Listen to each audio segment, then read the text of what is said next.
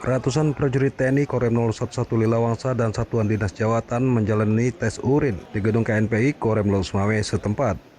Tes urin dilakukan untuk memastikan tidak ada anggota TNI di satuan ini yang terlibat dalam kasus penyalahgunaan narkoba. Sebagai bentuk perlawanan terhadap aksi penyalahgunaan narkoba, Komandan Korem dan Rem 011 Lilawangsa, Kolonel Infanteri Ali Imran secara mendadak memerintahkan terhadap seluruh prajuritnya untuk mengikuti pemeriksaan tes urin setelah pelaksanaan sosialisasi P4GN. Menganiaya orang tuanya. Kemarin kejadian 1 bulan lalu, seorang anak sih menghilang dan mengibarkan orang-orang terdekat kita menjadi korban. Ya.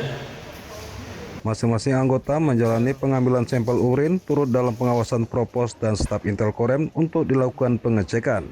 Sanksi tegas berupa proses hukum hingga pemecatan pun mengancam apabila ada anggotanya yang terbukti positif penyalahgunaan narkoba.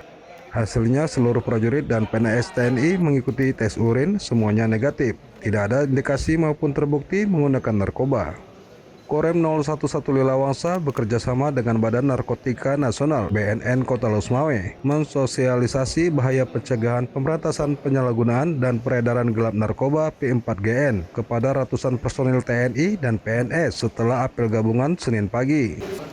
Penyuluhan narkoba sebagai upaya mengingat kembali kepada seluruh prajurit agar tidak terlibat penyalahgunaan dan peredaran gelap narkoba, akan tetapi turut memberi contoh kepada masyarakat dalam melakukan pencegahan dan pemberantasan bahaya narkoba maupun jenis obat-obatan terlarang lainnya.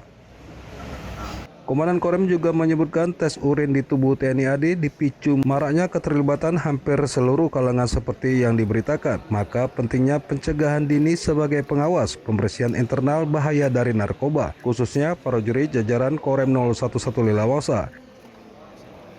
Tes urin tersebut berlaku untuk semua prajurit dan PNS, tak terkecuali mulai dari tingkat paling bawah hingga level perwira.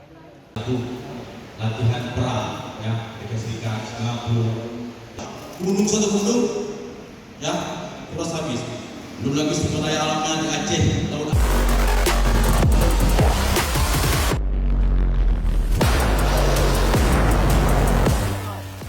Ikuti terus perkembangan informasi selanjutnya, tetap semangat dan selalu bersyukur serta jangan lupa untuk bahagia.